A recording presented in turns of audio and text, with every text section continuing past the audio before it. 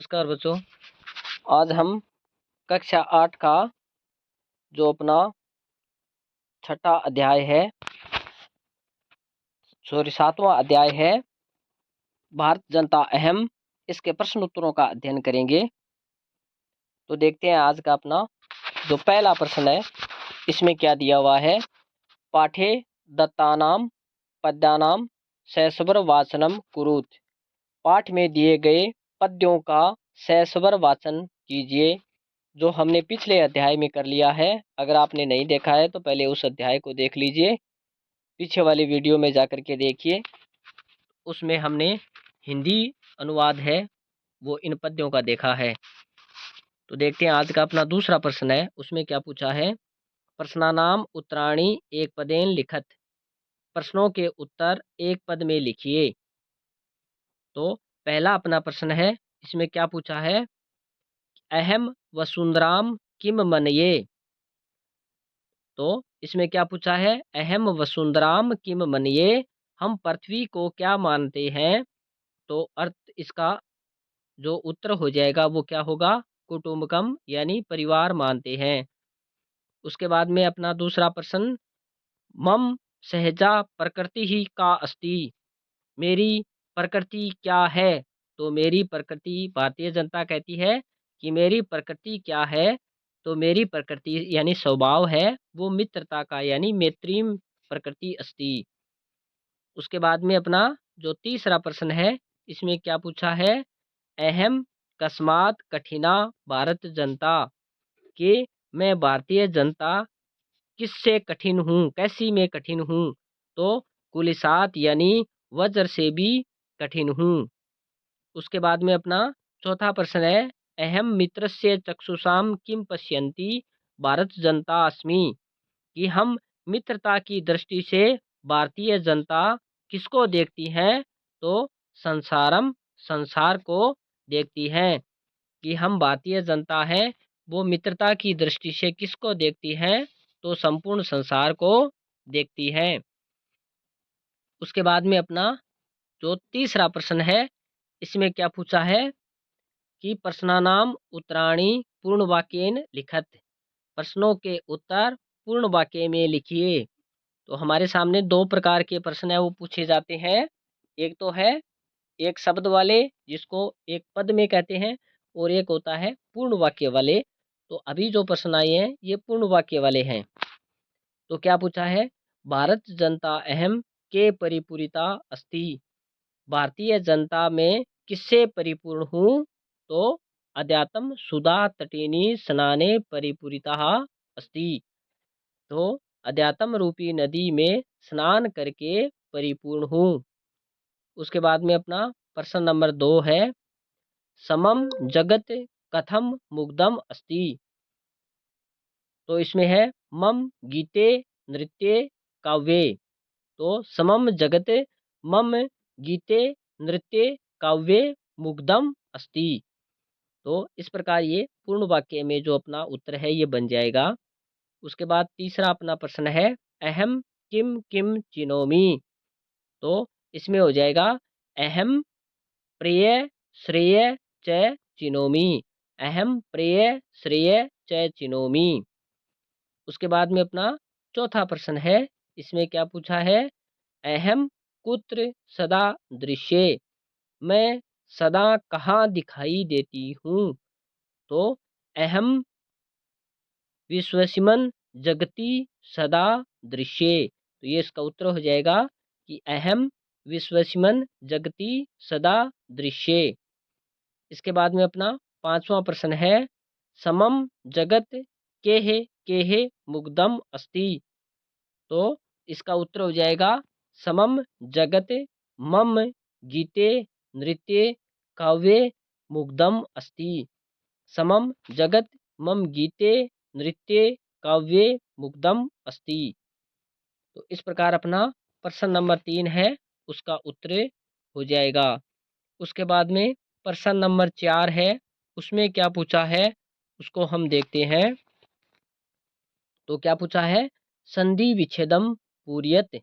संधि विच्छेदों की पूर्ति करो। तो पहला अपना जो प्रश्न है वो पूछा है, विनयोपेता, तो इसकी संधि विच्छेद हो जाएगी विनय उपेता।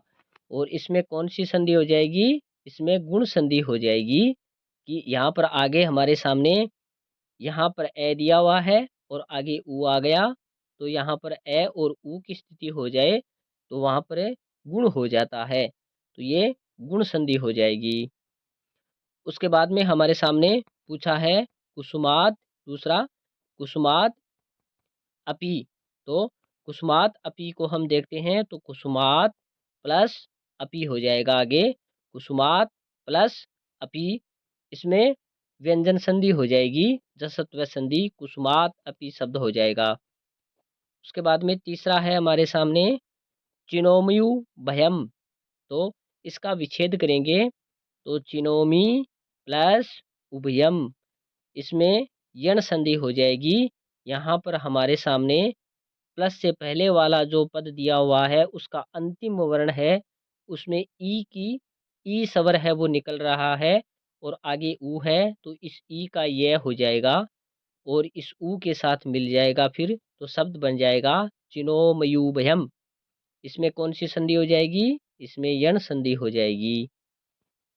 उसके बाद में अपना चौथा पद दिया हुआ है नृत्येर मुग्धम, तो यहाँ पर इसका संधि विच्छेद करेंगे तो नृत्य है प्लस मुग्धम, तो यहाँ पर जो विसर्ग दिया हुआ है उस विसर्ग का जब संधि कर लेंगे तो रै बन जाएगा, जो हमारे सामने यहाँ पर ऊपर लिखा हुआ है, यहाँ ऊपर ये लगाया हुआ रै, ये रै किसका बना है, इस विसर्ग का बना है ये, जब हम संधि करेंगे तो, और जब इसका विच्छेद करेंगे तो ये वापिस विसर्ग बन जाएगा, नृत्य है प्लस मुग्धम हो जाएगा। उसके बाद में अपना पांचवा जो पद दिया हुआ है प्रकृतिर अस्ति, तो इसका संधि विच्छेद करेंगे तो वही विसर्ग संधि हो जाएगी। यहाँ जो रै दिया हुआ है इस रै का ये विसर्ग बन जाएगा, जो लास्ट में दिया हुआ है विसर्ग, और उसके बाद में आगे निकल जाएगा अस्ति, तो प्रकृति ही प्लस अस्ति ये पद बन जाएगा। इसमें कौन सी संधि हो जाएगी, विसर्ग संधि हो जाएगी इसमें।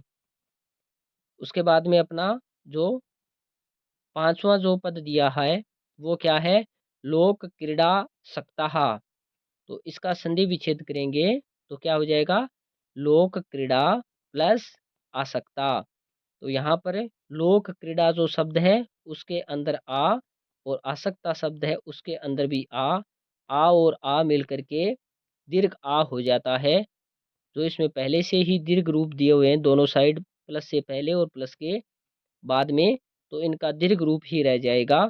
तो ये संधि कौन सी हो जाएगी, ये दीर्घ संधि हो जाएगी कि जब दोनों ए और ए हों तो भी आ हो जाता है, ए और आ हो तो भी आ हो जाता है, आ और आ है तो भी आ होगा, तो यानी ए और आ का जो दीर्घ रूप है वो आ होता है, तो ये दीर्घ संधि हो जाएगी दीर्घ रूप होने के कारण। तो ये हमारा संधियों से संबंधित प्रश्न था। उसके बाद में हमारे सामने पांचवा जो प्रश्न आया है उसमें क्या पूछा है कि विशेषण और विशेष्य पदों का मिलान करना है हमें, तो एक साइड में विशेषण पद हैं, एक साइड में विशेष्य पद हैं, तो हम देखते हैं विशेषण वो होता है जिसकी यानी जो विशेषता बताई जा रही है वो विशेषण, जिसकी विशेषता बताई जा रही है वो विशेष्य होता है।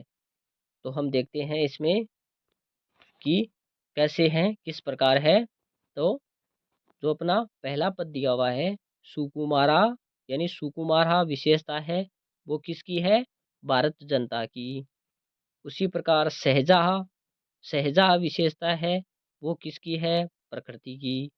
उसके बाद में आगे दिया हुआ है जो विश्वसिमन जो है उसको हम किसके साथ मिलान करेंगे, विश्वसिमन को जगती के साथ मिलान कर लेंगे। उसके बाद में समम, इसका मिलान हो जाएगा जगत के साथ। उसके बाद में समस्ते, इसका मिलान होगा संसारे के साथ। तो हमने देखा कि सुकुमारा तो इसका हो जाएगा भारत जनता, तो सहजा प्रकृति। तो इस प्रकार हम विशेष्य को विशेषण के साथ मिलान करते हुए इस प्रश्न का उत्तर बनाएंगे। उसके बाद में हमारे सामने प्रश्न पूछा है छठा, उसमें क्या पूछा है कि समानार्थक पदानी मेलियत, समानार्थक पदों का मिलान करो। तो समानार्थक पद का अर्थ होता है, हिंदी में इसको पर्यायवाची पद कहते हैं, कि पर्यायवाची जो शब्द होते हैं उनको संस्कृत में समानार्थक पद कहा जाता है। तो देखते हैं, समानार्थक यानी समान अर्थ देने वाले पद। तो यहाँ पर समान अर्थ देने वाले पद हैं, उनका मिलान करेंगे आपस में। तो यहाँ पर जगती कहो या फिर आप संसारे कहो, दोनों का एक ही अर्थ है। फिर कुलिसात बोलो या वज्रात बोलो, इन दोनों का अर्थ एक ही है, कि कुलिसात का मतलब भी कठोर, वज्र का मतलब भी होता है कठोर ही। उसके बाद में प्रकृति बोलो, स्वभाव बोलो, दोनों का एक ही अर्थ है। उसके बाद में हमारे सामने दिया हुआ है चक्षुषा।